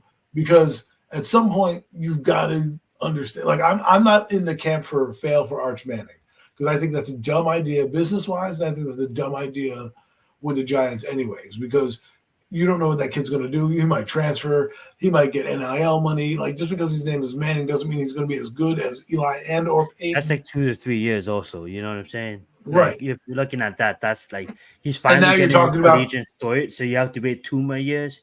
And so now you're going to wait. You're going to burn You're gonna Andrew bridge Thomas. for him. Yeah. You're going to burn Andrew Thomas. You're going to burn Dexter Lawrence. You're going to burn Brian Burns, waiting 2 years to do nothing. This is what I mean by the expectation shouldn't be, oh, you know, we're going to be bad next season, so it's okay. No, the expectation is you should be in the NFC Championship game. You know, now the thing is, the problem is the entire NFC got good. Okay, the Giants have 2 teams on the schedule that have 4 wins or less. 2. That's the Panthers and the Commanders. Okay, That's the team we can beat, the Panthers. The Falcons have 7 wins. The entire NFC South minus the Panthers has at least 7 wins. Okay, the 2 teams above us have both double-digit wins. Okay, we play them twice. That's 6. That's already 5 games right there if you want to count those 3 against tough opponents that got better this offseason. And then you want to talk about the AFC North. You cut off. No, I'm thinking. I'm just reading what No Met said. He said, "Side note, this is not towards you, the NYC fan." Well, you know, it's funny because people complain about Barkley. I really don't care, man. It's like spilled milk. Who cares? Your ex-girlfriend's dating somebody else, and you're like, oh, like get over it. He's overplaying with the enemy. He made that choice. Let him live with it. I don't give a shit. He's trolling fans too. It's part of the rivalry. I don't really give a shit. We've seen Carl Banks, Mark Varro change teams. But what I'm saying is, getting back to what my point is, the whole AFC North has teams that were fighting for the playoffs or in the playoffs. I think their entire division, minus the Bengals, was in the playoffs, right? They had the Browns, the Pittsburgh Steelers, and the Ravens all in there. Not to mention the Bengals are going to have Joe Burrow back, okay? So then you have the Indianapolis Colts, who are also in on that mix. You know what I'm saying? So we are talking about a lot of teams here, and not to mention we play Minnesota Vikings as well. You know, so God forbid J.J. McCarthy outdoes Daniel Jones on that day. We're going to have really something to talk about. But my point is, This is a tough schedule, and the Giants quarterback doesn't do well against tough defenses. Okay, it's just fact. That's not me being a basher. Go watch his tape. He doesn't That's win the thing. It's like the precious, like Malik Nabers, he's a dog, and I'm not knocking Malik Nabers because I honestly, the kid's 21. I think he should have 1,200 He's yards. about to be 21. This kid is literally gonna come in. Yes, he's gonna have that 1,000-yard season. He's gonna be the wide receiver that us Giants fans are absolutely gonna love watching. You know what I'm saying? And like yeah, Barkley, you know, he could, yeah, you know, he could have a bomb first season, but at the end of the day, I know how this season ends because of the quarterback names is Daniel Jones, and then I'm like, let's just get into that because of the fact that Daniel going to give up his number to Nabers? Yeah, I wonder. That's a good question. Probably not. But that being said, though, it's like, you know, people may be like, "What are you guys talking about? You guys just keep on saying his quarterback is Daniel Jones," because there's things Daniel Jones does that literally, like Malik Nabers, like let's just put with wide receivers that was on the team that was wide open like high last season that Daniel Jones did not see. Okay, I'm saying. So now you're gonna blame the O-line. Okay, let's blame the O-line. So Daniel Jones better like that's what me and Adam is saying. We're not. We are actually. I'm actually happy with Malik Nabers. He was one of my favorite wide receivers. I know Harrison was impossible to get, so I would have settled on Malik if you have to go wide receiver. Adam likes Nabers better. I disagree. I like Adunze better. I do. Yeah, he likes one better. I really do like Nabers. You know what I'm saying? But what I'm trying to say is like, I just think the Giants need a guy like that. He's still a rookie, guys. I mean, like, we're depending, like I'm not going to say Saquon Barkley in 2018. That's what I have to think about. Think about that guy because he had 1,800 yards from scrimmage right? He had 1,300 yards rushing and 500 yards passing. He led the team in receptions with 76 or some shit, or maybe more than maybe like 90, because they dumped it off to him. That's why they called him Check Down Charlie, right? So I'm just saying, to me, like, but that's what I'm saying. It's like yeah, he's gonna have numbers and he's gonna be a fantasy king. But at the end of the day, this is still a National Football League. So if I'm not ever gonna I don't want to go there, but the let me thing talk is, about one guy when you're done. Giants fans are really thinking like this guy's gonna go out there and be a dog on every single play and we're gonna get scored upon. Say if our defense doesn't hold out, we'll get scored upon. Can Daniel Jones and Malik Nabers and this offense compete this day and age in the National Football League? Get scored upon, come back, score again. Go get scored upon, have a minute to go down and score a touchdown. I don't see it. I really don't. I don't trust Daniel Jones with 1 minute on this. It's not even 1 minute. It's not even 2 minutes no more. It's like 30 seconds. In this day and age, I'm just scared of his body breaking down. And Patrick Mahomes. But that's what I'm saying. The guy's not even going to make it through a season. But even if he does make it through a season, when Eli Manning used to come walking into the games in the fourth quarter and we're down by a touchdown or we're down by 6, I knew that Eli Manning could ride this team back for a victory. I don't have that feeling with Daniel Jones and Malik Nabers. That doesn't give me that feelings. I'm still not comfortable. I'm still not comfortable with Daniel Jones coming in with Malik Nabers. No, you know what I'm saying? Like that. If you had Eli Manning and Malik Nabers, that'd be different story. That'd be different. If we had, if Daniel Jones had T. Higgins on this team with every receiver, then okay, maybe we have a chance. But I'm not. I'm being honest, man. If I'm a defensive coordinator, Daniel Jones does not scare me. Does not scare me. Guess what? 26 is not in the backfield no more. Well, they asked. Mets asked the question: will the defense still stack the box versus the Giants' offense? Yes, I think you need to. The thing will be this, though: if Daniel Jones can audible into a run play, that will be what it is, because the thing is not about necessarily the Giants offense being bad. It's your quarterback going up there and recognizing that they're stacked in the box. I have Malik Nabers, let me adjust. Now they might be calling your bluff, or they might say our blitz is going to get there faster to there. Yes, Eli made Plaxico burst. He did. Plaxico kind of helped Eli get his sea legs about him. They kind of made each other. Because Plaxico, you throw the ball at the Plaxico, he'd go pluck it off somebody's head and touchdown. But my point is, this move for me was next year's move. This was, you get the quarterback this year, you can rebuild with all these pieces. You bring in a bridge quarterback like Drew Lock, you play, boom. Whatever the record is the record is.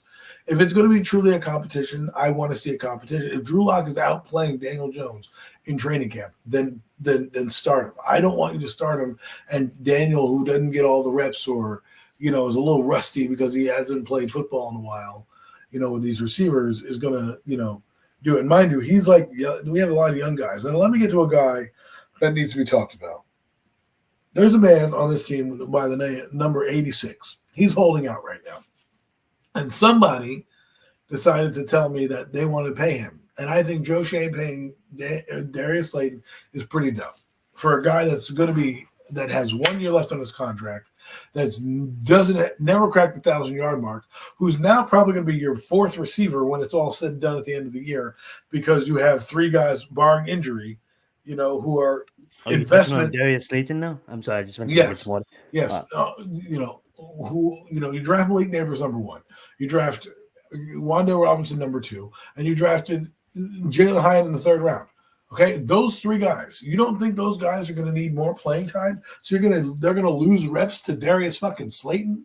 Are you kidding me? What are we talking about here? People are trying to say that, oh well, Darius Slayton is a valuable piece to this team, my 4th receiver. Yeah, okay, great. How many touches is he going to see? How many targets is that guy going to see now? Because whatever his target number was last year, we think he's going to see that this year? Are we serious? Yes, that was the evaluation. And it's a shitty one. Mostly because I think they like Drake May, and I think Drew Lock and Drake May have very similar qualities in what they do. Both strong arm, both are gunslingers, can throw it down the field. And I think that's who they're kind of relying on. I think they really want to start Drew Lock. They're going to try in every shape or form start Drew Lock. He may not win the job because Daniel Jones will be there to be annoying, but Daniel Jones hasn't passed the physical from what we know right now to physically do contact. He's doing, airing the throws out right now and doing all this shit and getting to do it. But until he has full contact, which I don't think he's going to even – I don't think he's going to play preseason. So he's going to miss all those reps. He's going to miss most of those reps, probably the first team, and then we're going to see what happens. And like I said, I want an opponent out the gate. I want the Ravens out the gate. I want a team that's going to come in and slap us around a bit, really make us earn our victories, because it's not going to be a powder puff schedule this year, and it's going to come down to the quarterback winning us football games. Period. Point blank and period. That's the end of it. And my point is, with Darius Slayton on this team, I don't see him getting reps. I just don't see you're not gonna lose out reps to those guys. Wando Robinson came back healthy. They're gonna give him more burn. Jalen Hyatt, second year in the offense, he's gonna get more burn. Malik Nabers, he's a guy. So now you have three guys who are gonna command the football. Where does Darius Slayton fit on this? I didn't mention. Yeah, I mean, like Malik Nabers, he's targeted 15 times plus a game. Like right. He's gonna get targeted the fuck out of. Okay, right. So you say 15 targets. Let's say he catches 8 to 10 of those. Okay, so now we're looking at another 10 to 15 throws by Daniel Jones, because he's not throwing more than 25 times, maybe 30 times in a game. Here's the thing about Slayton, though. It's like, what is the price? What are you asking? Right. Because when receivers, the thing about Slayton is we talked about it, right? It's like you're a 5th round pick that had to produce because you got pulled into a number 1 role. But in that number 1 role, you had every opportunity.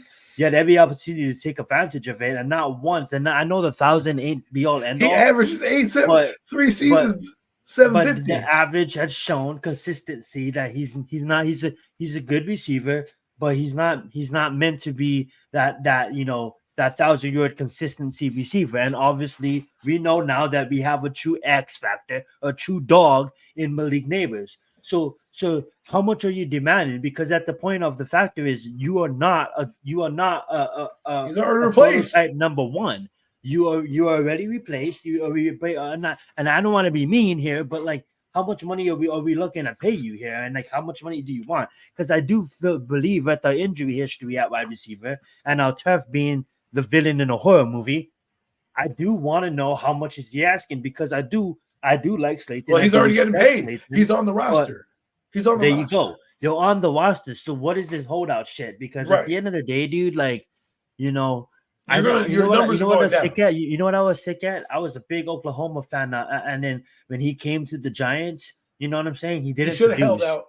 He should have held out last year. And then exactly, he didn't produce, and then he ended up just riding the roster over and over again. And I guess I'm talking about Sterling Shepard. And like at the end of the day, guys, let's just like, you're on the roster, you really signed your contract, you are a good receiver, and you know what? Go out there and prove it. Go out there and prove it in camp. Go out there and win snaps on Sundays, beat guys out, and go out there and be the second best receiver. Don't let people mention Hyatt and Robinson. Because when I mention our receivers, Slayton is the last person that's coming out of my mouth. You know what I'm saying? Well, that's probably the last person coming out of the rest of their mouths too, because at the end of the day, yes, you did a yeoman's job. You're okay. You did what you need to do with Daniel Jones. You got some burn here and there.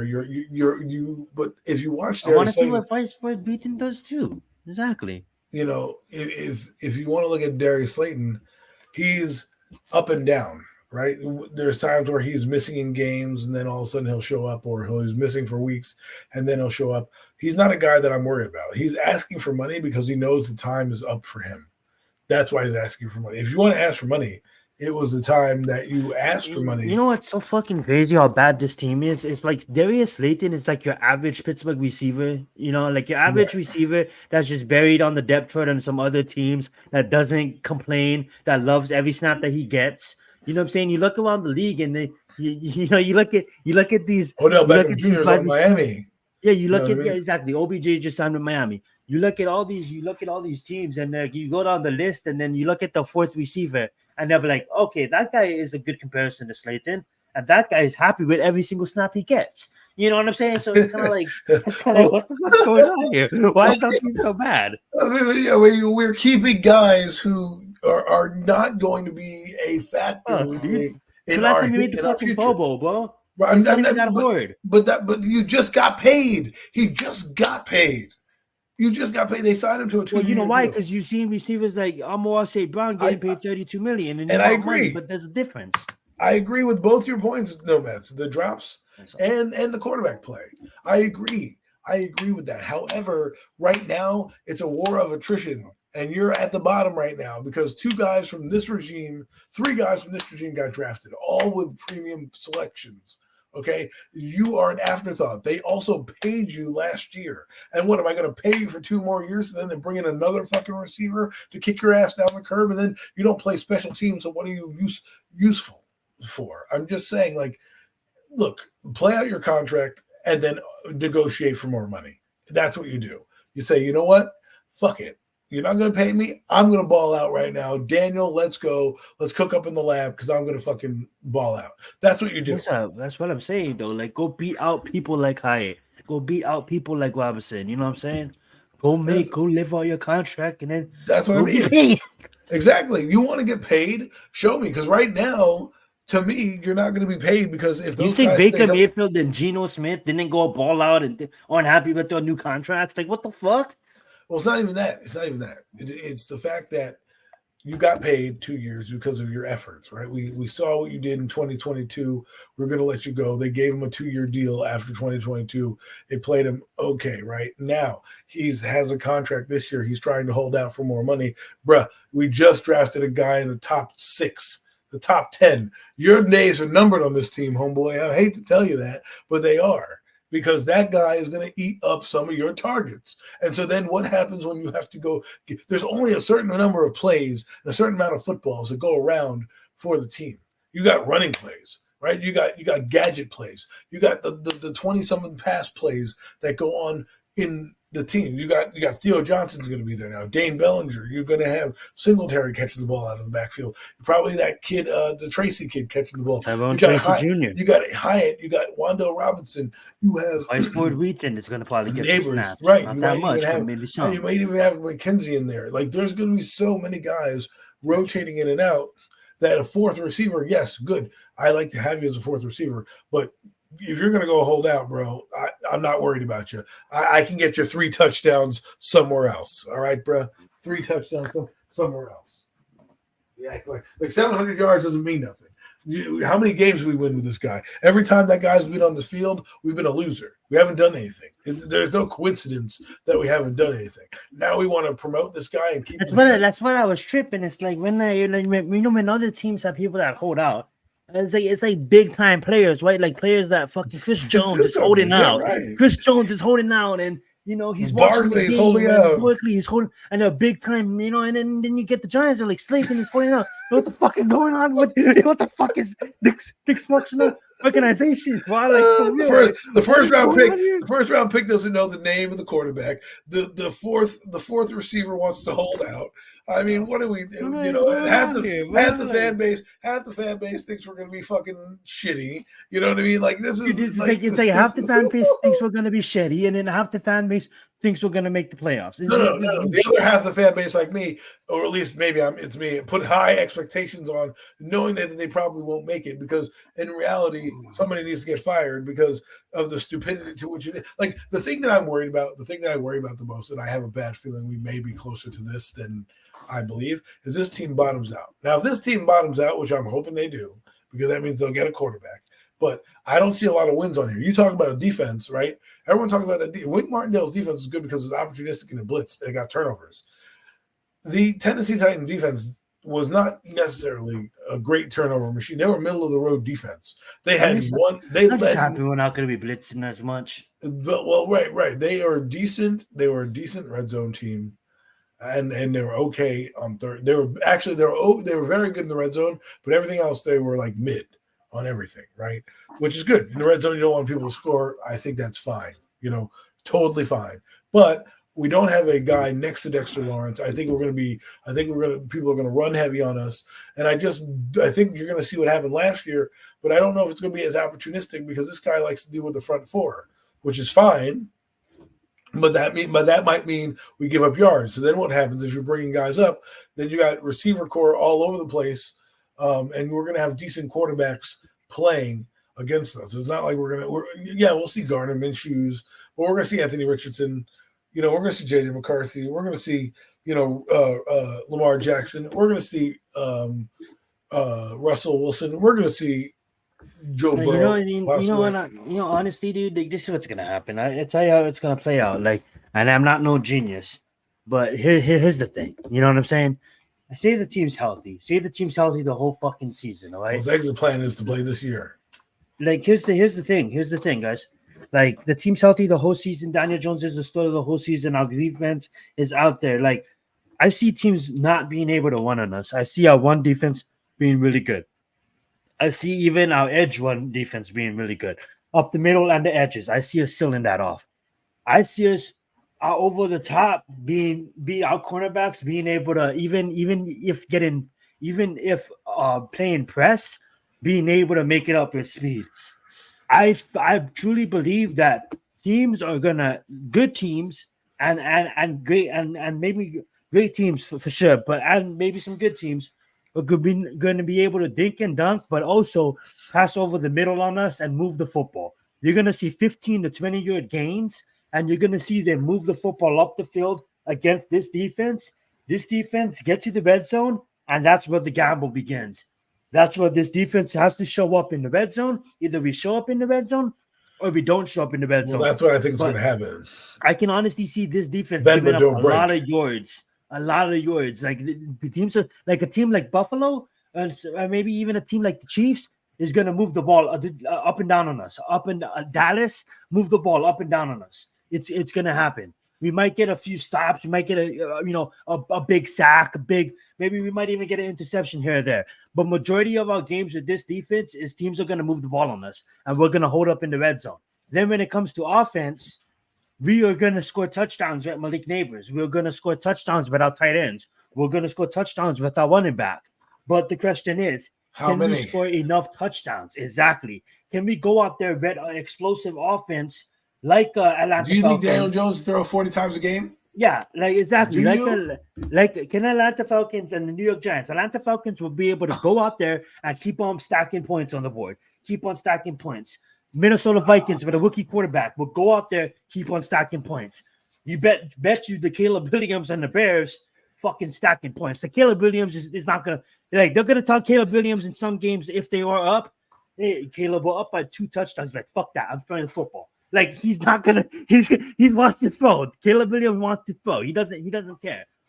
They're gonna stack points on us. So the difference is the Bears have a solid defense, a top 5 defense that can put in the work. The Vikings have a pretty decent defense. Yes, we have a great up front, guys. We have good up front, but I'm concerned about the middle, guys. I really am, and I don't see how fans see this team as being we have Malik Nabers, so now we can go out there and we can beat all these teams I just mentioned. And that's not the case. As good as Malik Nabers is, this team needs way more better help. And I'm not knocking the organization. I'm not trying to sit up here and be salty. The reason why I wanted a quarterback is I wanted to get the most hardest position to nail out of the way, guys, so we don't have to think about it. That's what I really wanted. And if we're going to lose the season anyways, you'd have a chance for we have a chance to develop him in the NFL for a full year.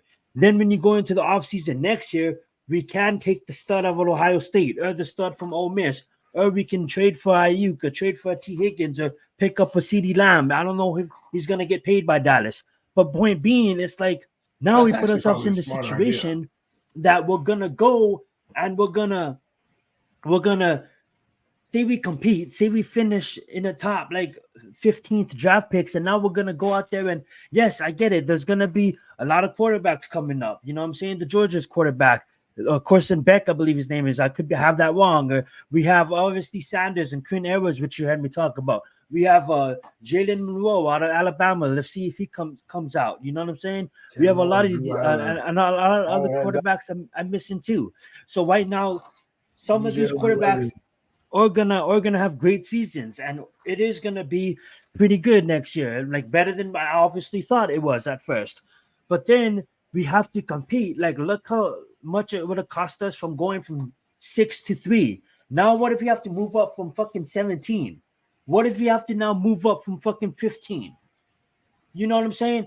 You know what's gonna happen? We're not gonna be able to move up. So what's gonna happen is, let's just ride out Daniel Jones' contract and make people like me and Adam go fucking insane. You know what I'm saying? Adam's gonna be checking into a mental institution. You know what I'm saying? I'm not gonna do that. I just won't be buying their gear anymore. If you're gonna make bad business decision after business decision after business decision. Look, I hope we get a quarterback next year. I hope, but bottom line, well, no. If the only way we get a quarterback, and this is what I'll do to finish up, and then we can kind of wrap the show. Is this? I put that expectation on them because it's one that needs to be talked about. Because you draft Malik Nabers, you're trying to win, in my eyes. So go out there and win. And if people think that I'm crazy, well, you know what? Go out there and win. And if I'm proven right, then guess what? Then I get the egg on my face because not only does Daniel Jones do what everybody says, but then I look right because I picked him to go to the NFC Championship game. But to me, anything less than that should be an atrocity because this team's trajectory, you tried to rip the Band-Aid off. You didn't rip the Band-Aid off. You didn't decide to go quarterback. You passed on 3 guys who you better hope are not better than your quarterback when you're sitting there and it's all said and done. If Minnesota, Denver, or Atlanta, well, not necessarily Atlanta, but at least Denver, Minnesota, if they're fighting for a wild card and we're out of it by October, they'll be hell to pay. And that's all I have to say about that. I'm done talking about this team. Yeah, what I'm going to say is Nabers and Burns. Next one, no man's absolutely. And I'm gonna say this too. It's like Daniel Jones. You have a wide receiver. You apparently have an O-line. All right. I don't want to hear no fucking excuses no more. All you Daniel Jones dick suckers, he better have a way better year. I mean, his numbers better not even come close to Bo Nix. If Bo Nix puts up 3,500, Daniel Jones better get 4,900. Because go look what Denver has on wide receiver, and Daniel Jones has fucking Malik Nabers. So Daniel Jones better go out there and fucking have a year. Go throw for 40 fucking touchdowns. I don't even think he gets to 35. You signed free agents. Daniel Jones, dick suckers, watch him now. Watch Daniel Jones compete now. Oh, come on, guys. I had fucking 6 fucking years to watch Daniel Jones. I don't need a wide receiver to tell you how Daniel Jones is going to play. All of a sudden, a wide receiver is going to make fucking Daniel Jones look like a top 5 fucking quarterback. You out of your damn mind. They have one more year on the contract. The only people why people take him in fantasy is because of his legs. That's the only reason why he's getting picked up on DraftKings. Plus, his salary is cheap. But in year long, you don't see Daniel Jones. And trust me, in year long fantasy, I don't see people drafting Daniel Jones. You know who's going? Malik fucking Nabers is going. But I don't see Daniel Jones is going. And O-line additions, absolutely. But that being said, guys, we are probably going to wrap it up here. I am now officially Malik Nabers made Jaden Daniels luck draftable. And so did Ryan Thomas. Absolutely deception. Malik Nabers absolutely did. And you know, shout out to Jaden Daniels, though. He did have absolutely. Well, he also had Brian Thomas as well. So yeah. I will say this though. I am now officially give my stamp. I'm a 15% Chicago Bears fan now. So clap for me. Thank you. Yes, I am gonna give my 15% of my stock in the Giants to the Chicago Bears because I do think that Caleb Williams is gonna work wonders with this franchise. Well, then I'm gonna go with 15% the Bengals. You're gonna give it that was my second team growing up, anyways. Okay. So I'm gonna start to say go to the Houday Nation because Houday Nation. You know, I don't want to see Daniel Jones anymore. Like that's what Daniel Jones does to this team. Oh, no. We want to move away from this fan. Like if they're literally legitimately a bad team. I hope Bears get more primetime games than fucking the Giants. I pray that happens. Look, man, we're standing our ground. We're standing our ground, bro. Bears football is going to be so fun to watch this season. Why am I going to sit here and argue about Daniel Jones when we know he needs a quarterback and slog through this? I slogged through the Dave Brown era, the Kent Graham era, the Danny Cannell era. I know what a bad quarterback looks like. I'm still going to lock my hat, but so I know what it is. And if they want to do dumb shit, then that's what it is. Man, it's gonna be so fun watching Chicago, though. Like, it's gonna be so fun. Not even mentioning Swift, too. Check it out, dude. Keenan Allen. Yeah, I'll definitely be keeping a keen eye on CJ Stroud too, and how they're doing down in Texans. Boy, because listen, man, you don't get it. My loyalty, my fabric of me is the New York Giants, but I'm tired of defending Adam play. Eats, breeds shit, sleeps, dreams, and I'm tired of everything, Giants. And I'm tired of thinking about my quarterback sucking. I'm tired of my GM making the same moves as the other. Your quarterback doesn't suck. Joe Burrow is awesome, Adam. What are you talking about? He's amazing. And it just makes it one of those things. You're not traders. So be it then. I'll give that 15% back. I'll give that 15% back when we get a quarterback. Daniel Jones. You want Daniel Jones? I'll make you a bet. You guys like watching Daniel Jones? That's you, man. Like that's not me. You want 15% back? I'll give you that 15% back and 4,000 yards. 4,000 yards and pass for 20 touchdowns. I'll give you 20. If you can make it over 15, I'll give you that 15% back. I'm going to slog there with you, but I'm not going to. I'm not going to sit there and worry about my Sundays if my quarterback stinks. Like if we're out of it by October, I'm not going to just sit there and be like, of course, I'm gonna watch Giants. If DJ is my captain, I'm going down with the ship. All lives lost. Man, you can be part of that. You can be the Titanic. You can play the band. You can play the violin all the way down to your sinking death. I'm jumping on the lifeboat, and I might want to have kids someday. And I'm just saying, man, like. My kids, what am I going to say? What am I going to say to my kids? Hey, you want to watch Daniel Jones? Yeah, or do you want to go watch, because we live in Eagle Country, do you want to go watch a winning ball club? Do you want to watch a winning ball club? Like, Daddy, can we go see the Philadelphia Eagles play because they win? My wife, who's not a football fan like me, knows Daniel Jones sucks. Knows Daniel Jones sucks.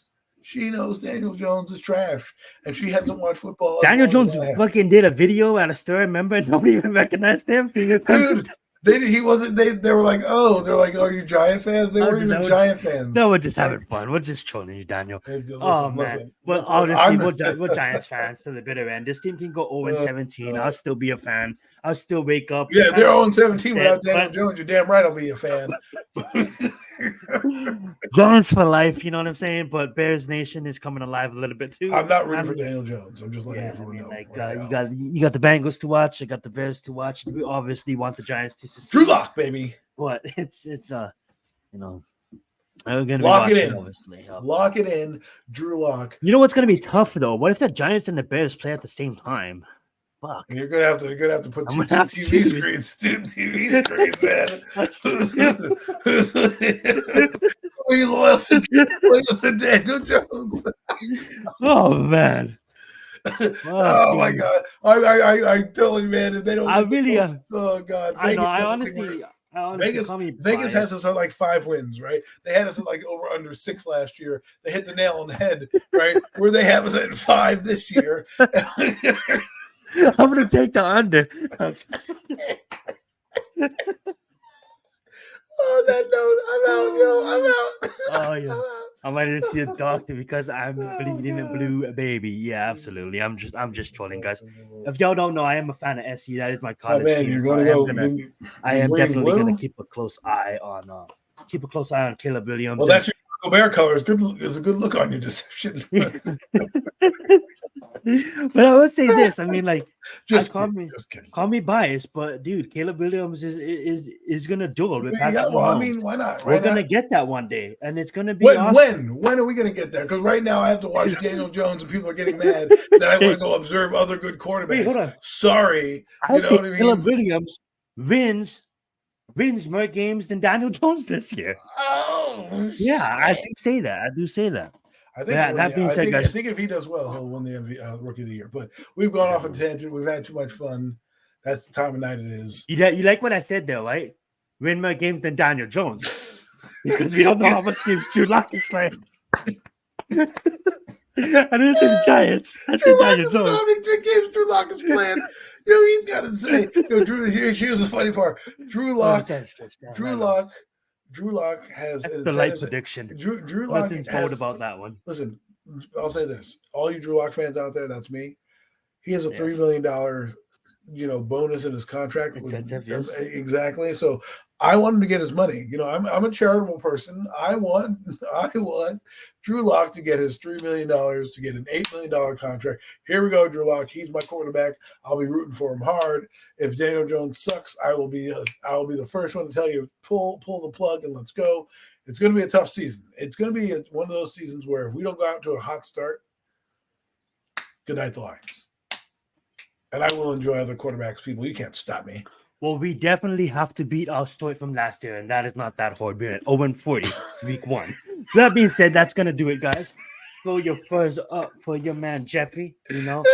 Obviously, I think Mac is taking a nap tonight. I don't know where the fuck he's at. I don't know where Mac's at. Hopefully he's all good, though. Shout out to Jeffrey. Shout out to all you guys, Deception. May the fourth be with you. Alex, all of you guys holding it down. Raphael stopped in. Daniel stopped in for a little bit as well. May the fourth be with you guys.